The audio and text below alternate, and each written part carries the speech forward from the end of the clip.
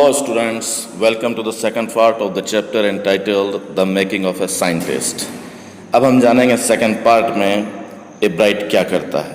हम जानेंगे what lesson does a bright learn when he does not win anything at a science fair. जब वो कुछ भी नहीं जीता साइंस फेयर में तो उसने क्या सबक सीखा. What experiments and projects does he then undertake. और तब उसने कौन से एक्सपेरिमेंट और प्रोजेक्ट लिए. What are the qualities that go into the making of a scientist. वो कौन सी विशेषताएं हैं, गुण हैं, क्वालिटीज़ हैं जो एक साइंटिस्ट के बनने में, एक वैज्ञानिक के बनने में काम में आती है, जो उसके साथ होती है. आइए. Then in the 7th grade he got a hint of what real science is. जब 7th स्टैंडर्ड में ए ब्राइट था तब उसने एक इशारा यह प्राप्त किया कि वास्तविक विज्ञान क्या है. When he entered a country science fair. Country से यहाँ मीनिंग विलेज से है. जब एक विलेज के, टाउन के साइंस फेयर में उसने एंट्री की एंड लॉस्ट और खो दिया, कोई कुछ उसको स्थान नहीं मिला. It was really a sad feeling to sit there and not get anything. ये वास्तव में एक बहुत उदासी वाली फीलिंग थी कि वहाँ बैठना और कुछ भी प्राप्त नहीं करना. while everybody else had won something, जबकि हर कोई दूसरा व्यक्ति कुछ जीत चुका था. had won past perfect tense, had के बाद थर्ड फॉर्म आई है. A bright said his entry was slides of frog tissues. A bright ने कहा कि यह तो एक दुखी अनुभव था ही. उसकी जो एंट्री थी वो फ्रॉग के टिश्यूज पर, मेंढक के ऊतकों के ऊपर, उसके टिश्यूज के ऊपर स्लाइड्स थी. which he showed under a microscope, जिसको उसने शो किया, दिखाया विजिटर्स को, those who visited the fair, under a microscope, एक माइक्रोस्कोप के जरिए उसके नीचे. He realized the winners had tried to do real experiments. उसने यह महसूस किया, रियलाइज किया, पास्ट इंडेफिनिट टेंस, कि जो विजेता थे वो कोशिश कर चुके थे, उन्होंने कोशिश की थी, had tried to do real experiments, वास्तविक प्रयोग करने की. Not simply make a neat display, केवल एक सीधा सीधा नीट डिस्प्ले नहीं किया था कि किसी चीज को आप डिस्प्ले कर दे. Dear students, it is relevant for you also whenever you are taking part in any science fair.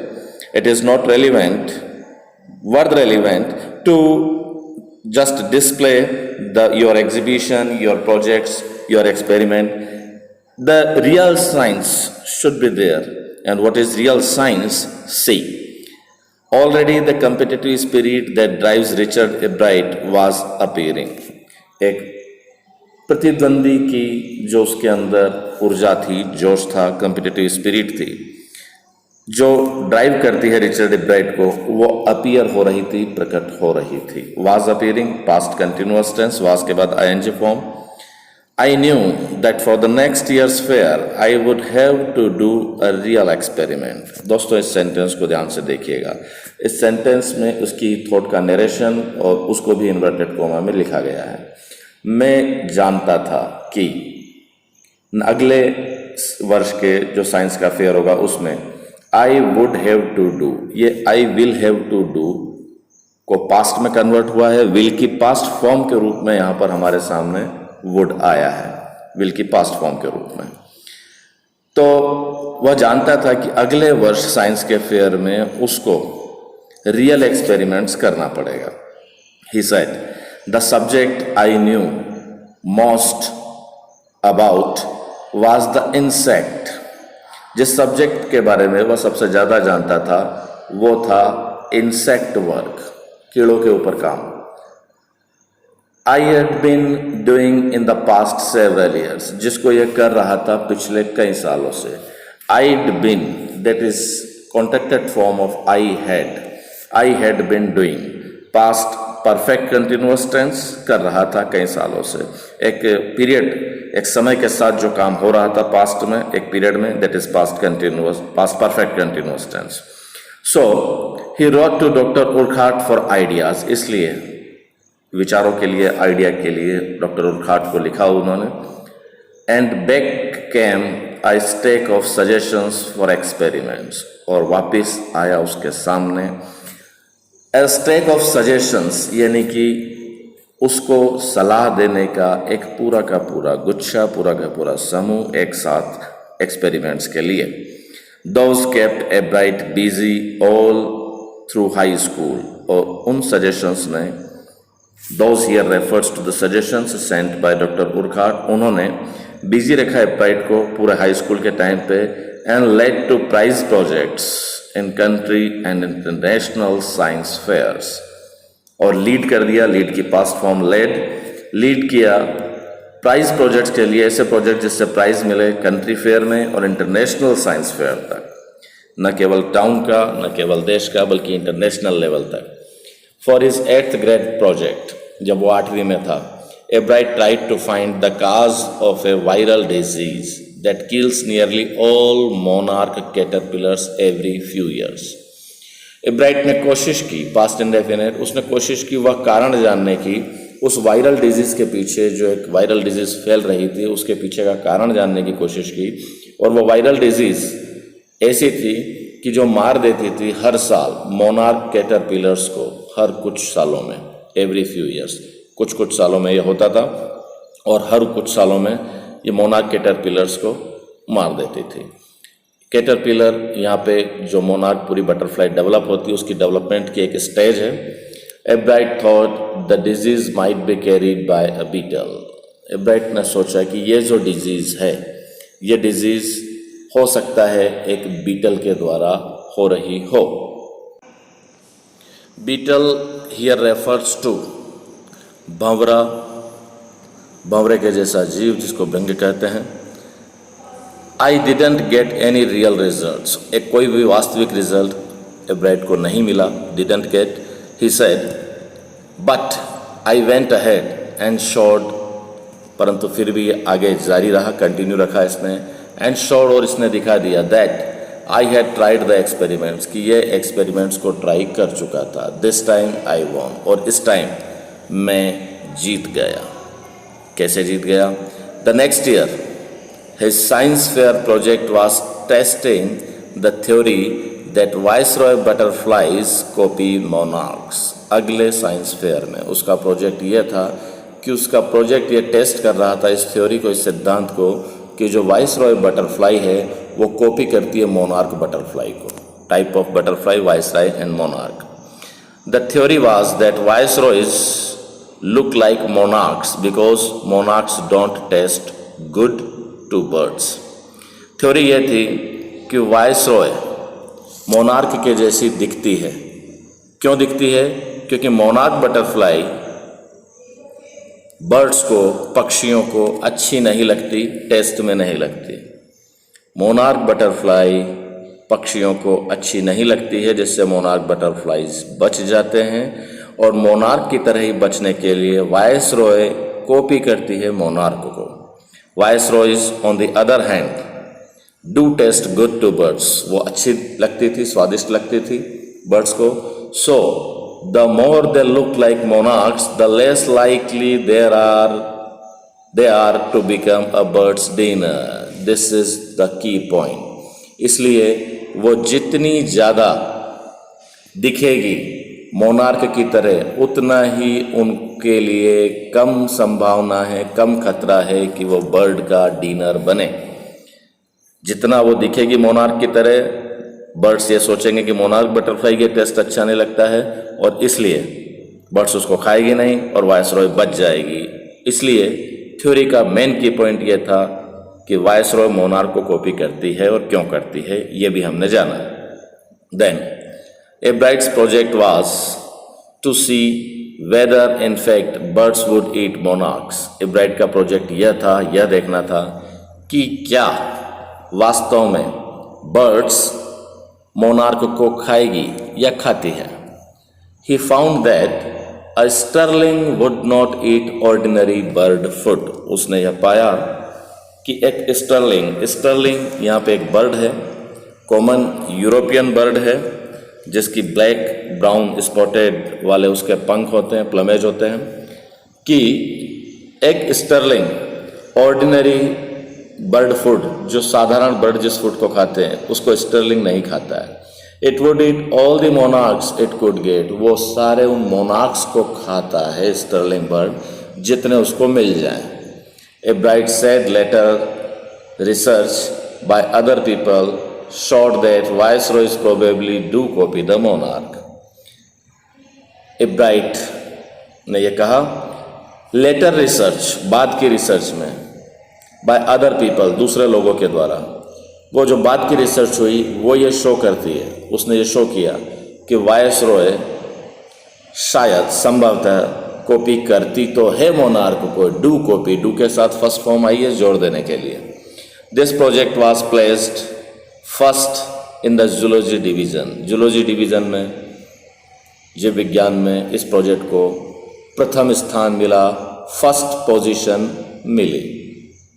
And third overall in the country science fair, और कंट्री साइंस फेयर में पूरी कंट्री में उसको third position मिली. How is the monarch butterfly top, ये monarch butterfly है, different from the viceroy butterfly bottom, नीचे viceroy butterfly है. आगे देखते हैं, इसका एक रियल प्रोजेक्ट एक्सपेरिमेंट डिस्प्ले हुआ और इसको प्राइज भी मिला. So dear students, you should also take such projects. In his second year in high school, Richard E. Bright began the research that led to his discovery of an unknown insect hormone. उसने एक ऐसी research शुरू की जिसने उसका रास्ता पथ प्रशस्त कर दिया, लीड कर दिया इस खोज पर, इस डिस्कवरी पर, एक इंसेक्ट के कीड़ों के अननोन हार्मोन पर. हार्मोन आप जानते हैं जो हमारी अंतःस्रावी ग्रंथियों के द्वारा, ग्लैंड्स के द्वारा स्रावित होते हैं, जो हमारी कई चीज़ों को नियंत्रित करते हैं. तो उस हार्मोन की डिस्कवरी का पथ प्रशस्त हुआ इसकी रिसर्च से. And directly it also led to his new theory on the life of cells, और अप्रत्यक्ष रूप से सेल्स की, कोशिकाओं की जीवन पर एक नई थ्योरी, एक नए सिद्धांत का रास्ता भी इससे पथ प्रशस्त हुआ, लीड हुआ. The question he tried to answer was simple, जिस क्वेश्चन का आंसर इसको देना था वो बड़ा सिंपल था. What is the purpose of the 12 tiny gold spots on a monarch pupa?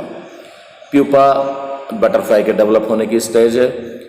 Monarch के प्यूपा पर उन 12 टाइनी गोल्ड स्पॉट्स, 12 सुनहरे जो स्पॉट्स हैं, धब्बे हैं, निशान हैं, उनका उद्देश्य क्या है, उनका पर्पस क्या है, ये उसकी रिसर्च की थ्योरी थी. Everyone assumed the sports were just ornamental. हर किसी ने ये माना कि वो स्पोर्ट्स केवल ऑर्नामेंटल हैं, सजावटी हैं. ए ब्राइट ने कहा कि हर किसी ने ये मान लिया, but doctor Urquhart didn't believe it. Doctor Urquhart ने इसको बिलीव नहीं किया. To find the answer, Ebright and another excellent science student first had to build a device that showed that the spots were producing a hormone necessary for the butterfly's full development. Very important point.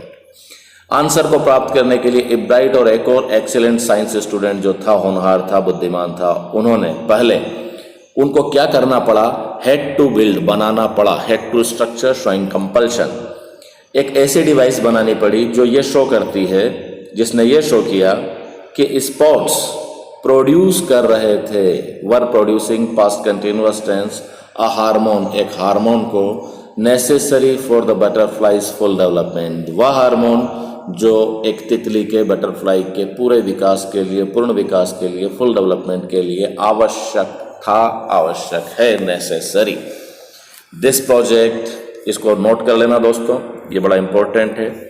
And then this project won Ebright first place in the country fair and entry into the international science and engineering fair. पहले उसको third place मिला था और अब उसको first place मिल गया country fair में, और एंट्री हो गई उसकी international science and engineering fair में. There he won third place for zoology, यहाँ पे अब थर्ड प्लेस मिलता है. He also got a chance to work during the summer at the entomology laboratory of the Walter Reed Army Institute of Research. उसको ये अवसर भी मिला कि वो काम कर सके, प्राइज तो मिला ही मिला, साथ ही साथ काम करने का एक अवसर, एक चांस मिला कि समर में वह एंटोमोलॉजी की लेबोरेटरी में काम कर सके. एंटोमोलॉजी से मीनिंग यहाँ पर है कीड़ों का विज्ञान, द स्टडी ऑफ इंसेक्ट्स, और ये लेबोरेटरी थी Walter read army institute of research. इसका नाम note it down, and then as a high school junior, Richard E. Bright continued his advanced experiments on the monarch pupa. High school student के रूप में Richard Ebright ने अपने advance experiments continue रखे monarch pupa के ऊपर. That year his project won first place at the international science fair. उस साल उसके प्रोजेक्ट को इंटरनेशनल साइंस फेयर में फर्स्ट प्लेस मिला. दोस्तों ध्यान दीजिए, पहले उसको थर्ड प्लेस मिलता है लोकल लेवल पे और वही वहाँ उसका फर्स्ट प्लेस बन जाता है. यही कंडीशन इंटरनेशनल साइंस फेयर में हुई. उसको पहले थर्ड प्लेस मिला और बाद में इंटरनेशनल साइंस फेयर में भी उसको फर्स्ट प्लेस मिला. एक्सपेरिमेंट्स मोनार्क प्यूपा के ऊपर, advance experiments, and gave him another chance to work in the army laboratory during the summer. और उसको दोबारा चांस मिल गया, दोबारा अवसर मिला कि वो उस आर्मी लेबोरेटरी में सेकेंड ईयर की समर में भी काम कर सके. In his senior year he went a step further. Senior year में एक कदम और आगे गया वो. He grew cells from a monarch's wing in a culture and showed that the cells would divide and develop into normal butterfly wing scales only if they were fed the hormone from the gold spots. क्या बात है. उसने कोशिकाएं sales पैदा कर ली, उगा ली. किससे? Monarch की विंग से. किसमें? इन अ कल्चर. कल्चर से मतलब यहाँ पर यह है कि आर्टिफिशियली लेबोरेटरी में आपने डेवलप किया और लेबोरेटरी में एक मैटर के साथ सर्टेन एनवायरनमेंट को प्रोवाइड करते हुए जो आप डेवलप करते हैं, जो नेचर से डिफरेंट, आपने उसको वैसा ही एनवायरनमेंट दिया जिसको नेचुरल एनवायरनमेंट मिलना था. That is culture. तो कल्चर्ड सेल अगर हम कहें तो कल्चर्ड सेल उसने प्रोड्यूस करी और ये दिखा दिया कि सेल डिवाइड होएगी. ये सेल तो उसने प्रोड्यूस कर दी थी मोनार्क की विंग से, एक सेल लेबोरेटरी में, और सेल डिवाइड करेगी और डेवलप हो जाएगी नॉर्मल बटरफ्लाई के विंग में. सेल से वापस विंग बन जाएगा, उसी विंग के स्केल में बन जाएगी. बट वह सेल ओनली इफ, यदि केवल उनको फीड किया जाए. फीड की पास्ट फॉर्म, यहाँ पर ये थर्ड फॉर्म है, पास्ट पार्टिसिपल फॉर्म है. Only if they were feed, passive voice structure. यदि उनको पोषित किया जाए, फीड किया जाए, वह हार्मोन, जो हार्मोन गोल्ड स्पॉट्स से प्रोड्यूस होता है, गोल्ड स्पॉट्स से प्रोड्यूस होने वाला वह हार्मोन अगर दिया जाए तो उस सेल से वापस एक पूरा का पूरा बटरफ्लाई का विंग डेवलप हो जाएगा. That project won first place for zoology at the international fair. Note it down. He spent the summer after graduation doing further work at the Army Laboratory and at the laboratory of the US Department of Agriculture. उसी laboratory में तो उसने summer में काम किया ही किया graduation के बाद. एक और लेबोरेटरी जिसमें उसने काम किया वो थी US डिपार्टमेंट ऑफ एग्रीकल्चर की लेबोरेटरी अमेरिका में. द फॉलोइंग समर, अगली समर में, after is freshman year eight Harvard university. After is freshman year से मतलब है हार्वर्ड यूनिवर्सिटी में उसका प्रवेश हो चुका है. और हार्वर्ड यूनिवर्सिटी में पहले साल जो फ्रेशर्स का ईयर होता है उसके बाद Ebright went back to the laboratory of the department of agriculture. वापस उसी डिपार्टमेंट ऑफ एग्रीकल्चर की लेबोरेटरी में गया US and did more work on the hormone from the gold spots. जो गोल्ड स्पॉट्स से हार्मोन थे उसके ऊपर उसने फिर और भी काम किया. Using the laboratory's sophisticated instruments, he was able to identify the hormone's chemical structure. शानदार. लेबोरेटरी के सोफिस्टिकेटेड इंस्ट्रूमेंट. सोफिस्टिकेटेड इंस्ट्रूमेंट से मतलब है ऐसे यंत्र, ऐसे उपकरण जो काफ़ी महीन और बारीक काम करने के लिए भी उपयोग में आते हैं और काफ़ी स्किल्ड वर्क करने में काम में आते हैं. बारीक से बारीक इवन नैनो लेवल का काम करने के लिए जो इंस्ट्रूमेंट्स काम में आते हैं, those instruments. He was able to identify the hormone's chemical structure. उस हार्मोन के केमिकल स्ट्रक्चर को, रासायनिक उसकी जो संरचना थी उसको प्राप्त करने, उसको आइडेंटिफाई करने, पहचानने में वो सफल हुआ. A year and half later, लगभग 1.5 साल बाद, during his junior year, a Bright got the idea for his new theory about cell life. उसको आइडिया मिला अपनी नई थ्योरी के लिए, सेल लाइफ के लिए एक नया आइडिया मिल गया उसको, कोशिकाओं के जीवन के लिए. It came why he was looking at X-ray photos of the chemical structure of a hormone. और ये आइडिया आया जब वो देख रहा था, he was looking past continuous tense, क्या देख रहा था, एक्सरे फोटो देख रहा था, उस केमिकल स्ट्रक्चर जो था हार्मोन का, उसके एक्सरे फोटो को देखते हुए उसको आइडिया आया।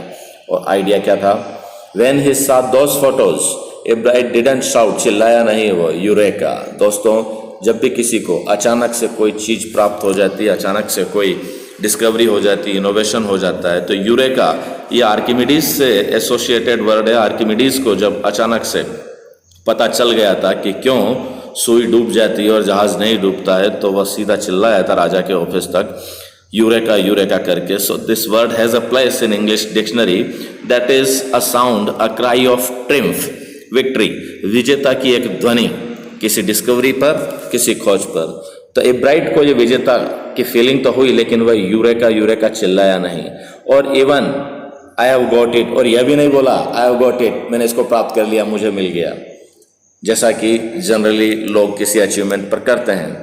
But he believed that along with his findings about insect hormones, परंतु उसने विश्वास किया कि इंसेक्ट हार्मोन के ऊपर उसकी फाइंडिंग्स के साथ the photos gave him the answer to one of biology's puzzles. उन फोटोज ने, एक्सरे फोटोज ने उसको आंसर दे दिया बायोलॉजी की एक पहेली का, पजल्स का। How this cell can read the blueprint of its DNA, very important, कि कैसे एक सेल, एक कोशिका डीएनए के ब्लूप्रिंट को रीड कर लेती है। दोस्तों, हम सभी, हमारे जो पूर्वज हैं, उनसे कई गुणों में समानता रखते हैं और डीएनए हमारे मिलते हैं, हम उस डीएनए की एक्सटेंडेड ब्रांच हैं। और कैसे, किस तरीके से, क्या अद्भुत गजब की प्रोग्रामिंग है नेचर की, कि वही डीएनए अपने को रेप्लिकेट करता है, अपने आप की तरह उसको आगे बनाता है। तो कैसे सेल उस डीएनए के ब्लूप्रिंट को पढ़ लेती है। DNA is the substance in the nucleus of a cell that controls heredity. DNA एक सब्सटेंस है, एक पदार्थ है हमारी सेल के केंद्र में, न्यूक्लियस में, जो कंट्रोल करता है हेरेडिटी को, आनुवंशिकता को, कि आनुवंशिक रूप से हम कितने गुणों में, किस तरह से अपने पूर्वजों के, एंसेस्टर्स के समान होते हैं, फोरफादर्स के समान होते हैं। It determines the form and function of the cell. ये किसी सेल के तरीके, फॉर्म और उसके फंक्शन को डिटरमाइन करता है, निश्चित करता है। दस DNA is the blueprint for life. इसलिए डीएनए जो है वह जीवन का ब्लूप्रिंट है। पता चल जाता है कैसा यह जीव आगे जाकर के रंग, रूप, आकार और गुणों में होगा। Then Ebright and his college roommate James R Wong, name to be noted down, James R Wong, उसका roommate, worked all that night drawing pictures and constructing plastic models of molecules to show how it could happen. पूरी रात उन्होंने काम किया picture बनाते हुए और construct करते हुए, संरचना करते हुए प्लास्टिक मॉडल्स की, उन मॉलिक्यूल्स की, यह बताने के लिए कि यह कैसे हुआ, ऐसा कैसे हुआ। Together they letter wrote the paper that explain the theory. बाद में एक साथ उन्होंने वो पेपर लिखा जिससे यह थ्योरी एक्सप्लेन होती है कि कैसे सेल अपने डीएनए के ब्लूप्रिंट को कॉपी करता है। सरप्राइजिंग, आश्चर्य करते हुए, no one who knew him, उन सभी लोगों को जो उनको नहीं जानते थे। Richard Ebright graduated from Harvard with highest honours, बहुत अत्यधिक सर्वोच्च सम्मान के साथ हार्वर्ड से ग्रेजुएटेड हुए, ये स्नातक की उपाधि प्राप्त की। Second in his class of 1510, second in his class of 1510, यानी कि उस क्लास, जिस क्लास में 1510 बच्चे थे, उसमें second position. Ebright went on to become a graduate student researcher at Harvard Medical School. Graduate student researcher के तौर पे हार्वर्ड मेडिकल स्कूल चले गए। There he began doing experiments to test his theory. वहाँ उन्होंने फिर प्रयोग किए अपनी थ्योरी को टेस्ट करने के लिए। If the theory proves correct, यदि थ्योरी, उनका सिद्धांत सही सिद्ध होता है, करेक्ट प्रूफ होता है, it will be a big step towards understanding the process of life. जीवन के प्रोसेस को समझने के यह एक बहुत बड़ी स्टेप होगी। It might also lead to new ideas for preventing some types of cancer and other diseases. यह इस बात का रास्ता पथ प्रशस्त कर सकता है, लीड कर सकता है कि नए विचार आ जाएं, उत्पत्ति हो जाए, नए विचार प्रकट हों, कैंसर और अदर डिजीज जो बीमारियां हैं उनको रोकने में, प्रिवेंट करने में। दोस्तों, कैंसर में एक अनकंट्रोल्ड ग्रोथ हो जाती है सेल्स की, और जो अनकंट्रोल्ड ग्रोथ है डेफिनेटली उसके डीएनए में कुछ प्रॉब्लम हुई है, तो उसको रोकने में यह थ्योरी मदद कर सकती है, ऐसा माना गया। All of this is possible because of a bright scientific curiosity. यह सब कुछ संभव हुआ केवल और केवल ए ब्राइट की साइंटिफिक क्यूरियोसिटी के कारण, वैज्ञानिक उत्सुकता के कारण। His high school research into the purpose of the spots on a monarch pupa eventually led him to his theory about cell life। उसकी हाई स्कूल की रिसर्च जो मोनार्क बटरफ्लाई उसके प्यूपा के स्पॉट्स के ऊपर, धब्बों के ऊपर, गोल्डन स्पॉट्स के ऊपर उसने की थी, इवेंचुअली आखिरकार उसने लीड कर दिया उसको उसकी सेल लाइफ की थ्योरी तक। Richard Bright has been interested in science since he first began collecting butterflies। जब से उसने तितलियों को इकट्ठा करना शुरू किया तब से वो साइंस में इंटरेस्टेड था, but not so deeply that he hasn't time for other interest. परंतु इतना गहरा नहीं कि दूसरी चीज़ों के लिए उसके पास टाइम नहीं था। A bright also became a champion debater and public speaker and a good canoeist and all around outdoors person. दोस्तों, वो एक चैंपियन डिबेटर भी बना, डिबेट करने में चैंपियन, पब्लिक स्पीकर बना जो सार्वजनिक रूप से ठीक से बोल सकता है, और एक गुड कैनोइस्ट। कैनो एक नाव होती है और उस नाव को, कैनो नाव को ठीक से सेल करने के लिए पानी में, तो एक अच्छा कैनोइस्ट भी बना। एंड ऑल अराउंड आउटडोर्स, और आउटडोर्स की सारी गतिविधियों में वह ऑलराउंड बना, यानी कि आउटडोर्स पर्सन जितने भी हैं वो जिस तरीके से भी जो काम करते हैं उन सभी कामों में भी वो ठीक था। He is also an expert photographer, एक अच्छा फोटोग्राफर भी बना, expert, particularly of nature and scientific exhibits, विशेष तौर पर प्रकृति के फोटोज और साइंटिफिक एग्जिबिट्स, वैज्ञानिक जो एग्जिबिट्स होते हैं, प्रदर्शंस होते हैं जो जिनको प्रदर्शित किया जाता है उनके लिए। इन high school Richard bright was a straight a student, वो सीधा केवल एक सीधा स्टूडेंट ही था। बिकॉज लर्निंग वाज ईजी, क्योंकि सीखना आसान था। ही turned a lot of his energy towards the debating and model United Nations club. तो दोस्तों, वह डिबेटिंग, डी यहाँ पर कैपिटल है, यानी कि डिबेटिंग के क्लब का मेंबर बना और मॉडल यूनाइटेड नेशंस क्लब का भी मेंबर बना। यहाँ उसने अपनी काफ़ी एनर्जी को टर्न कर दिया बाकी स्पिरिट को डेवलप करने में। He also found someone to admire Richard A Weather. उसने एक ऐसे व्यक्ति को भी प्राप्त किया, ऑल्सो फाउंड टू एडमायर, जिसका A Weather, his social studies teacher and advisor to both clubs. ऐसा व्यक्ति जो प्रशंसा करे उसको, और वे थे रिचर्ड ए वेदर, उसके सोशल स्टडी के टीचर और एक सलाहकार, एडवाइजर, दोनों क्लब में। तो यहाँ दोनों क्लब मतलब है, ऊपर हमारे पास जो दो क्लब आए हैं, एक मॉडल यूनाइटेड नेशन क्लब और एक डिबेटिंग क्लब, इसको समझ लो। तो वो इन दोनों क्लब का मेंबर बना, उसने अपनी एनर्जी डिबेट में काम मिली। एक डिबेटिंग क्लब है और एक क्लब है model United Nation club. Then Mister Weatherer was the perfect person for me then. उस समय मिस्टर वेदरर इसके लिए एक परफेक्ट व्यक्ति थे। He opened my mind to new ideas, उसने मेरा दिमाग खोल दिया उन्होंने नए विचारों के लिए। Richard would always give that extra effort. Richard वो हमेशा वो जो एक्स्ट्रा एफर्ट चाहिए वह देता था। अतिरिक्त प्रयास हमेशा करना ही पड़ता है कुछ प्राप्त करने के लिए। मिस्टर वेदरर सेड, मिस्टर वेदरर कहते हैं कि वो हमेशा एक्स्ट्रा एफर्ट करता ही था। वुड का प्रयोग है यहाँ पर जो पास्ट की हैबिट को बताने के लिए आया है। What pleased me was, here was this person who put in 3 or 4 hours at night doing debate research beside doing all his research with butterflies and his other interests. जिस चीज़ ने मुझे खुश किया वो ये थी कि यहाँ ये वो आदमी था जो अपने 3 से 4 घंटे रात्रि में डिबेट के ऊपर रिसर्च करने में, वाद विवाद के ऊपर रिसर्च करने में लगाता था, बिसाइड्स जो उसकी बाकी की बटरफ्लाइज के ऊपर और अदर इंटरेस्ट की जो रिसर्च थी उसके अलावा 3-4 घंटे डिबेट पे दे देता था. That was the statement of Mister Weatherer, जिन्होंने इसके बारे में कहा कि ये कैसा था. ऐसी ही स्पिरिट दोस्तों वन शुड पजेस होना चाहिए, और ऐसी ही स्पिरिट से मिराकल होते हैं, वंडर होते हैं. रिचर्ड वाज कम्पिटिटिव था, ये प्रतिद्वंदिता रखता था और एक हेल्दी कंपटीशन.